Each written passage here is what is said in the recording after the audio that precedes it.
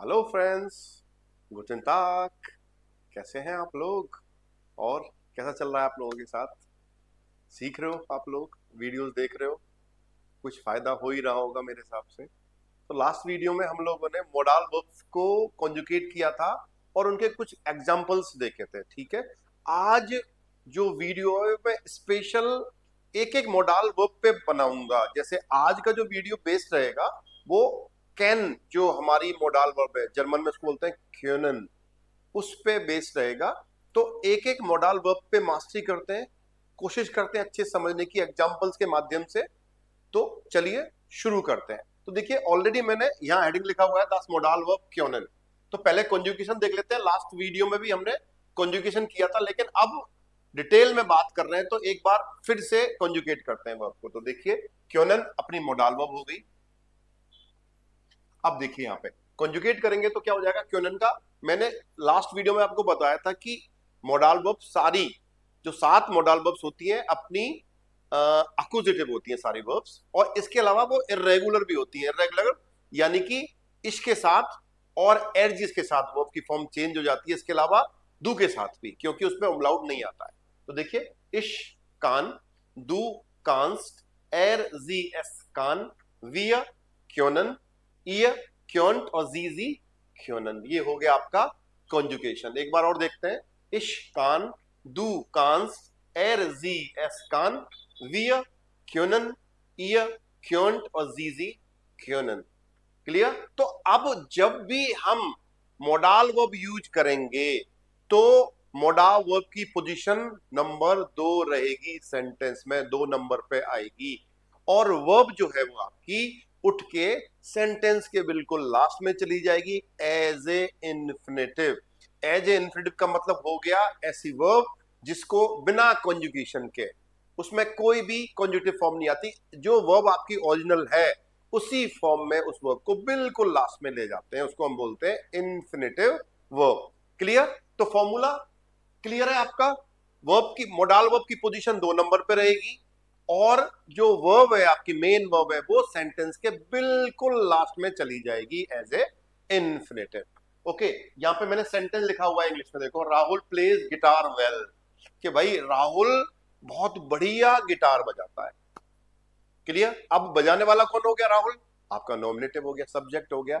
अब जो modal verb है वो क्या है? यहाँ पे लगानी है हमने, लगाई नहीं है मैंने, तो मैं इसको यहीं लिख देता हूं कैन। कैन ऑलरेडी हल्का लिखता हूं, चलो ठीक रहेगा। कि Rahul can plays guitar well. Rahul guitar बहुत अच्छी बजाता है। या अब यहां क्योनन कैन यूज कर रहे हैं तो बजा सकता है। एक चीज ध्यान रखना आप लोग कि क्योनन जो है वो आपकी एबिलिटी को दिखाती है कि आपकी समर्थता कितनी है उस काम को करने में। मैं अच्छा फुटबॉल खेल सकता हूं, मैं अच्छा गा सकता हूं, मैं अच्छी वॉक कर सकता हूं, मैं अच्छी रनिंग कर सकता हूं।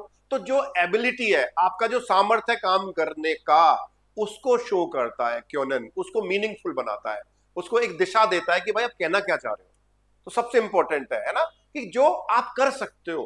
तो उस सकना जो है वो मोडाल वर्ब क्योनन हो गई आपकी। सिंपल, जो भी हिंदी में आप बोल सकते हो। मैं खाना खा सकता हूं, मैं गाना गा सकता हूं, मैं रो सकता हूं, मैं घर जा सकता हूं, मैं होमवर्क कर सकता हूं, मैं टीवी देख सकता हूं, मैं गाने सुन सकता हूं, मैं इंटरनेट यूज कर सकता हूं।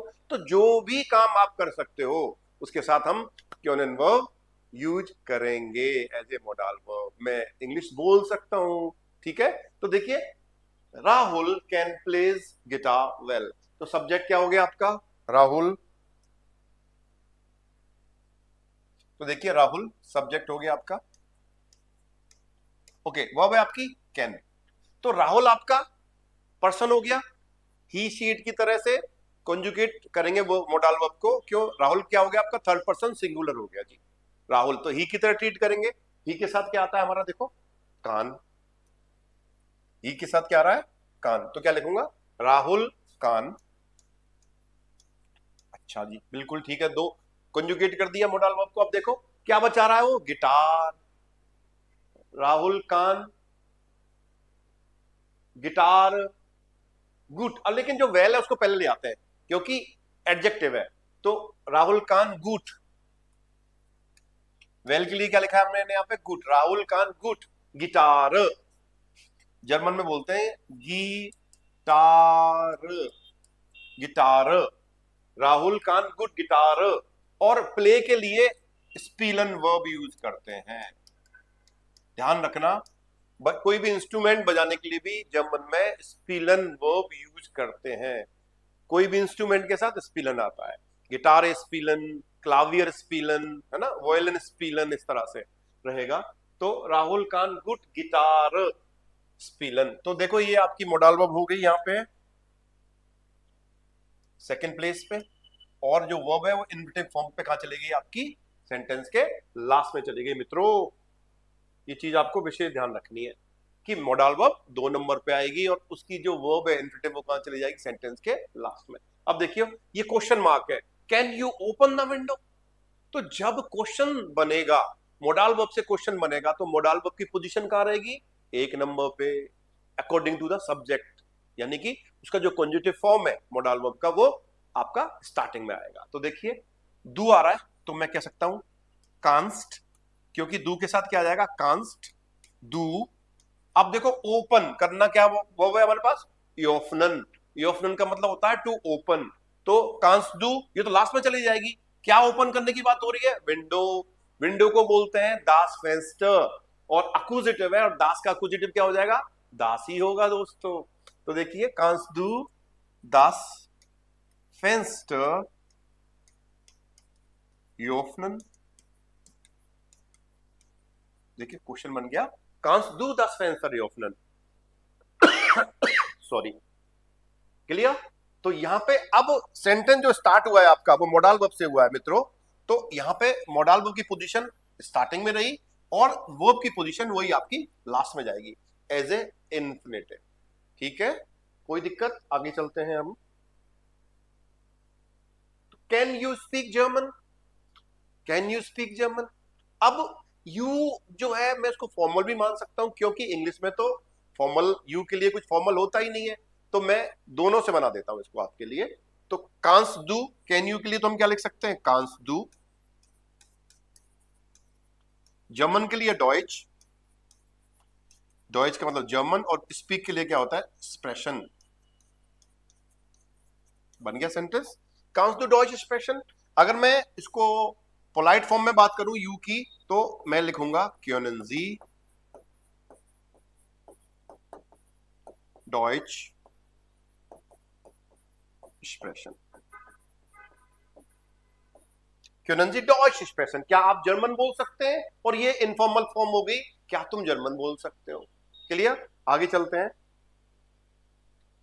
तो देखिए the children can visit you tomorrow. Children plural form है देखिए मित्रों यहाँ पे, तो चिल्ड्रन को हम बोलते हैं डी किंडर। कैन के लिए क्या हो गया, प्लूरल है तो क्या आएगा, क्योनन, क्योंकि उनको दे की तरह हम ट्रीट करेंगे, डी किंडर क्योनन। अब यू, यू मतलब तुम का अब अक्यूजेटिव आएगा। जैसे मैंने बात करी थी मॉडल वर्ब सारी अक्यूजेटिव होती है, और विजिट करना भी अक्यूजेटिव वर्ब है। तो डू, डू का अक्यूजेटिव क्या हो जाएगा, डिश। तो दी किंडर क्योनन डिश मॉर्गन, और विजिट करना क्या हो गया, बेजूखन। आप चाहो तो मॉर्गन को पहले भी ला सकते हो, दी किंडर क्योनन मॉर्गन डिश बेजूखन, ऐसे भी लिख सकते हैं, उसमें कोई दिक्कत वाली बात नहीं है। ठीक है, आप यहां भी इसको ला सकते हैं।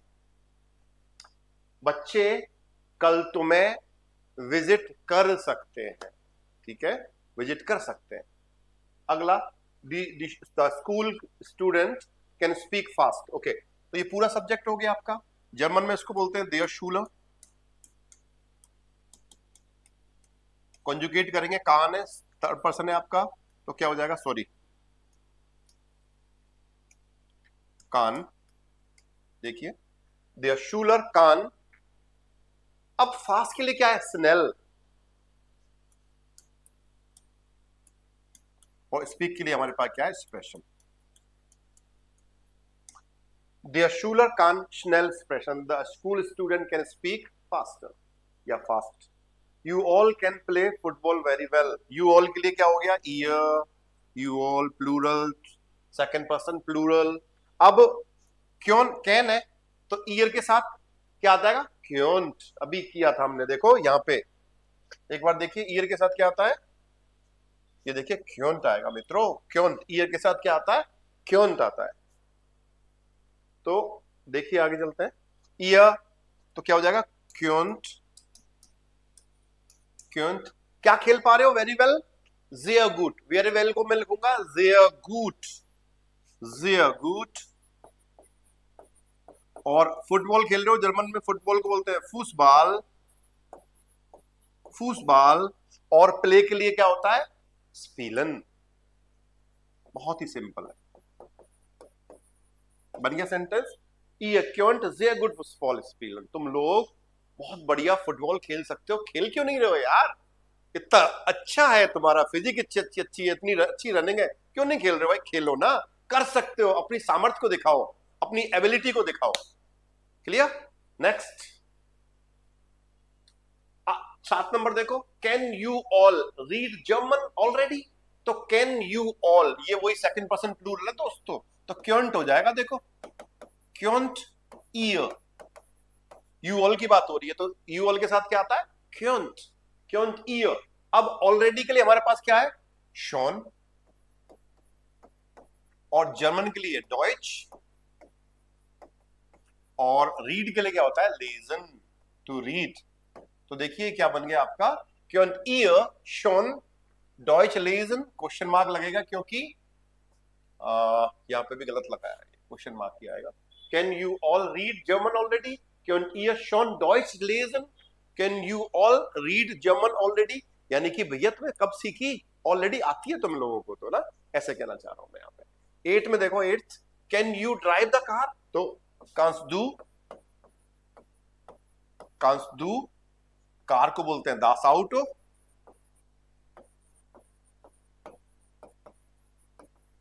और ड्राइव के लिए हमारे पास होती है फारन, फारन है मतलब टू ड्राइव, और क्वेश्चन मार्क लग जाएगा।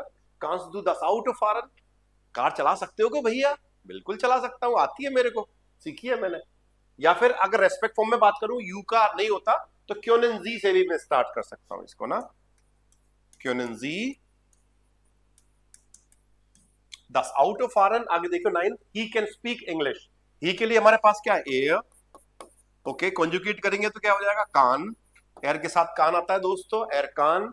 इंग्लिश के लिए हमारे पास है इंग्लिश, इंग्लिश, और स्पीक के लिए क्या है, एक्सप्रेशन। एरकान English expression, he can speak English, okay. Can you read the text, तो कैन यू के लिए क्या आ जाएगा, कांस डू, ओके। टेक्स्ट को बोलते हैं देयर टेक्स्ट नॉमिनेटिव में, लेकिन जब अक्यूजेटिव में चेंज करेंगे तो क्या हो जाएगा, देन टेक्स्ट, कांस डू देन टेक्स्ट। और रीड के लिए हमारे पास रीजन है ही है ऑलरेडी, ये बन गया सेंटेंस आपका, कांस डू देन टेक्स्ट रीजन।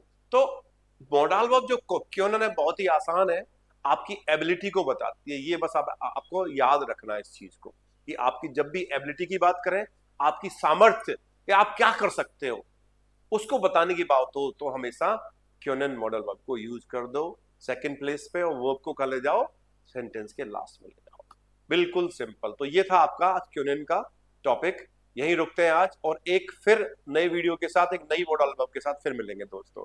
आओ वीडियो, चाओ।